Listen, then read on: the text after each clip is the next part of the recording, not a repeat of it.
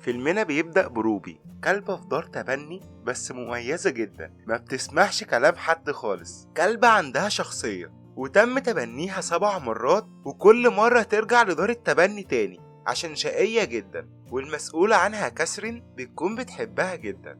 وبعديها بيجي حد جديد للمرة التامنة عشان يتبناها، بس للأسف يدوبك بيروح وبيرجع بيها تاني، وبيقول لهم إن هي شقية جدا ومش هقدر أخليها عندي. وبعدها مدير دار التبني بيقول لكاثرين إحنا مش هنقدر نحتفظ بروبي أكتر من كده، لازم نموتها الموت الرحيم. وكاثرين بتقوله إحنا ممكن نديها فرصة أخيرة، روبي شخصيتها عنيدة بس طيبة جدا، وأكيد حتى هيجي يتبناها وهيفهم شخصيتها العنادية. وبعد كده بنروح على أونيل، وأونيل شرطي في المرور ونفسه يلتحق بوحدة كلاب الشرطة، لأن والده كان في الوحدة ديت قبل ما يموت، ونفسه يكون زي والده في يوم من الأيام. وقدم قبل كده 8 مرات، وكل سنة بيقدم وبيسقط في الاختبارات، بس بيكون سنه 29 سنة، وآخر سن للتقديم سن 30، وديت آخر فرصة ليه. وبيروح عشان يحضر اختبارات وحدة كلاب الشرطة، بس رئيس الوحدة بيقوله انت متوتر جدا، والكلب بيتأثر بشخصية صاحبه وبيكسب منه الثقة،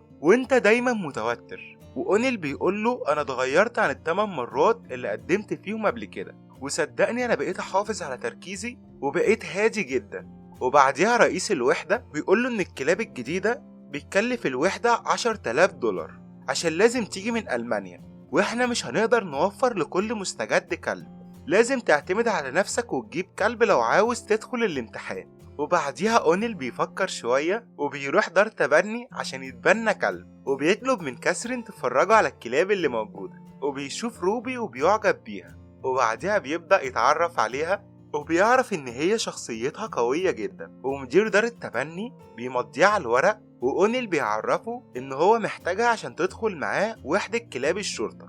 وبعديها أونيل بياخد روبي وبيتجهوا على البيت، وأول ما بيوصلوا روبي بتسيبه وبتجري جوه بسرعة، وزوجة أونيل بتكون مش عارفة تعمل ايه وبتكون متوترة جدا. وبيجي وقت النوم بس روبي ما بتكونش عاوزة تنام، وبتفضل ترخم عليهم لحد لما زوجة أونيل بتكرشهم هما الاتنين بره. وتاني يوم أونيل بيصحى من النوم بيلاقي روبي مبوظة الجنينة كلها، وزوجته بتكون منهارة من اللي بيحصل، وبيعرفها ان هو هياخد روبي لدروس الطاعة عشان تسمع كلامه. وبعدها بيروح الدرس، وروبي بتفضل تضرب في كل الكلاب اللي موجودة، وأونيل ما بيكونش عارف يعمل ايه. وبعدها بيتكلم مع روبي وبيقول لها انا عايزك تثقي فيا، انا عاوز اوفر لك مكان امن، وبيفرجها على الكلاب بتاعت وحدة كلاب الشرطة، وبيقول لها انا كنت بتمنى ان انت تكوني زيهم. وبيجي مساعد رئيس وحدة الكلاب وبيكون شخص طيب جدا، وأونيل بيقوله ان انا جيت قدمت بس مش هقدر اتعامل مع الكلبة بتاعتي ولازم ارجعها الملجأ تاني، وقال له انت كده بتتخلى عنها، وبيمشي وبيسيبه. وبعدها بيبص لروبي وبيروح بيها وما بيرضاش يرجعها تاني دار التبني. وبالليل بيفضل يدرس اكتر عشان يعرف ازاي يقدر يتعامل معاها، وبيكون في طريقتين، طريقة إيجابية وبيكافئها بعد كل حاجة حلوة بتعملها، أو طريقة سلبية وأي حاجة غلط بتعملها بيعاقبها عليها. وبيبدأ يعلمها على طريقة المكافئات، ودربها بطريقة النقر، إن الكلب أول ما يسمع صوت بيعرف إن هو عمل حاجة صح وبيكافئ عليها. وأونيل ابتدى التدريب مع روبي بس للأسف ما بتستجيبش معاه، وأونيل راح دار التبني وعرف كاثرين إن هو بيتابع معاها تدريب النقر، بس هي ما بتستجيبش معاه. قالت له لأن المكافأة بتاعتها مش عاجباها وهي نفسها تغيرها، وقالت له إن هي بتحب الهوت دوج، وابتدى معاها التدريب وكانت بتسمع كلامه في كل حاجة وبتقف في المكان اللي بيقول لها عليه، وكان مبسوط جدا إن هي بتسمع كلامه.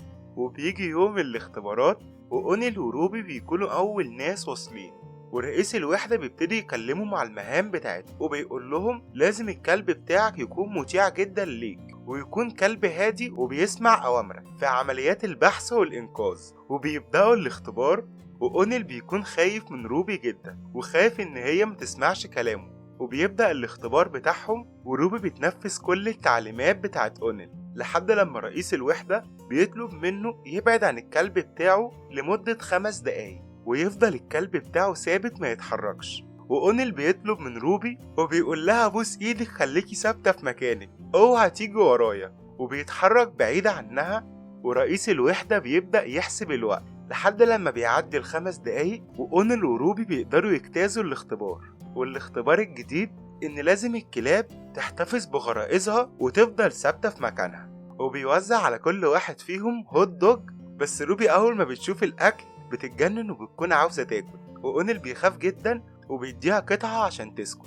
والاختبار الأخير إن رئيس الوحدة بيكون خبى سنان بشرية، والكلاب لازم تدور عليها وتلاقيها. وبيبتدي بأونيل وروبي وبيقوله اديها أمر إن هي تبحث عن السنان المخفية، بس روبي بتسيبه وبتطلع تجري منه، وبتجري على الغابة وبتروح تجيب خلية نحل وبتحدفها عليهم. وأونيل أخيرا بيسيطر على روبي، بس رئيس الوحدة للأسف بيبلغه إن هو فشل في الاختبار، وبيعرفوا إن الاختبار النهائي هيكون كمان أسبوعين، وإن أونيل وروبي مش هيدخلوا فترة التدريب لأنهم ما اجتازوش الاختبار.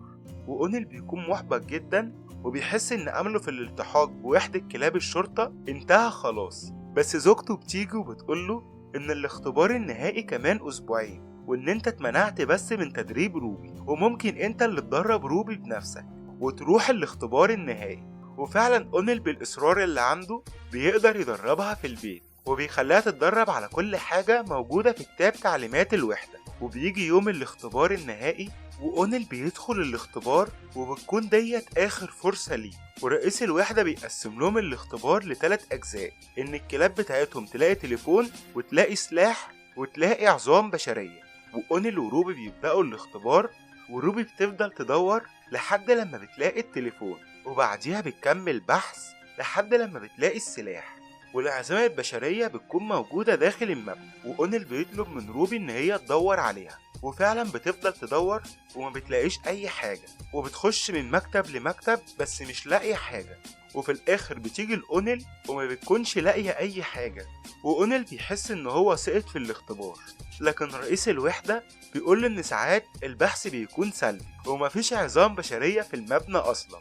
وبكده أونيل وروبي بيجتازوا الاختبار، وأونيل أخيرا بيدخل وحدة كلاب الشرطة، ورئيس الوحدة بيديله شارة مؤقتة وإنه هو هيكون ضابط مؤقت في الوحدة، وبيكون مبسوط جدا إنه هو أخيرا حقق اللي هو بيحلم بيه. وأونيل بيكونوا بيديله مهمات سهلة لأنه مش في الفريق الأساسي لوحدة كلاب الشرطة، وبيكون زعلان جدا إنه هو ما بيروحش قضايا مهمة. وفي يوم رئيس الوحدة بيكلمه وبيقوله إن في جريمة قتل حصلت وكل الفرق الرئيسية في مهام برا المدينة، وبيطلب منه يروح يدور على جثة في بيت القاتل. وفعلا أونيل وروبي بيروحوا على هناك، وأونيل بيطلب من روبي تبدأ البحث، وبتدور بسرعة وما بتاخدش وقت كتير، وبعدها بتقف وبيدور في المكان اللي هي وقفت فيه بس ما بيلاقيش أي حاجة موجودة.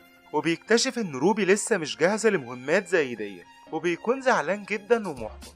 وروبي بتحاول تلعب معاه بس هو بيبعدها عنه وبيكون مش عاوز يقف معاها، وروبي بتزعل جدا وما بتعرفش هي غلطت في ايه. وروبي بعديها بتقرر ان هي تهرب من البيت، وأونيل لما بيصحى ما بيلاقيهاش بيفضل يدور عليها، وقائد الوحدة بيكلمه وبيعرفه ان هم لقوا الجثة في نفس المكان اللي روبي كانت واقفة فيه، وبيقوله كان لازم تثق في الكلبة بتاعتك، لو ما كانش فيه جيران شافوا الواقعة ديت وبلغوا عنها محدش كان هيعرف مكان الجثة فين، لان القاتل كان حاطط عليها اسمنت. وروبي عشان عندها حاسة شم قوية جدا قدرت توصل لها، وبيقوله الكلبة بتاعتك مميزة ولازم تلاقيها. وأونيل بيفضل يدور عليها في كل مكان، وبيكون خايف عليها جدا وخايف تكون سابته. وبعدها بيروح على الوحدة بتاعته وبيعرف ان في طفل مختفي بقاله يوم في الغابة ومحدش يعرف عنه حاجة. ورئيس القسم البحث بتطلب منه ان هو يروح يدور على الكلبة بتاعته وينضم لوحدة كلاب الشرطة عشان يدور على الطفل المفقود. وبعدها بيروح يدور على روبي لحد لما أخيرا بيقدر يوصل لها. وأونيل بعد كده بياخد روبي وبيروح يدوروا على الطفل المفقود، ورئيس الوحدة بيعرفوا المكان اللي الطفل كان جاي منه، وبيقول له كل الفرق الرئيسية تعبت ومحتاجين يرتاحوا، وهتكون انت وروبي بس في الغابة بتدوروا على الطفل. وأونيل بيوافق وبيبدأ يدخل الغابة مع روبي، وبيفضلوا يدوروا على الطفل لحد لما روبي بتقدر تلاقيه. وأونيل بيكلم رئيس الوحدة بتاعته بس الإرسال بيكون ضعيف جدا وما بيقدرش يعرفه على المكان اللي هم فيه.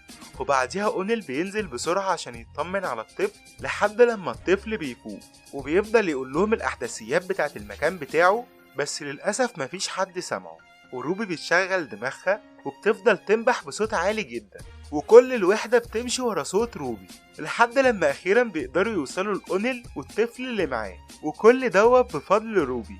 ورئيس الوحدة بيقول لأونيل أنا فخور بيك وإن أنت تستحق الفرصة اللي أنا اديتها لك، وبيقول له والدة الطفل عاوزة تسلم عليك، وبتكون هي كسر من دار تبني الحيوانات، وبيكون الولد دوت ابنها، وأونيل وروبي بيكونوا قدروا ينقذوا ابنها. ورئيس الوحدة بيكافئ أونيل وبيخليه ضابط أساسي في وحدة كلاب الشرطة، وبعدها زوجته بتجيله وبتكون فخورة جدا بأونيل وروبي. والفيلم دوت قصة حقيقية، وكل الأحداث اللي فيه حدثت بالفعل، وأونيل وروبي لغاية دلوقتي لسه موجودين في الخدمة. وروبي فازت بلقب أفضل كلب بحث وإنقاذ سنة 2018. وبيخلص فيلمنا على كده. لو عجبك الفيلم انزل اشترك في القناة ولايك عشان يدعمنا نستمر. سلام.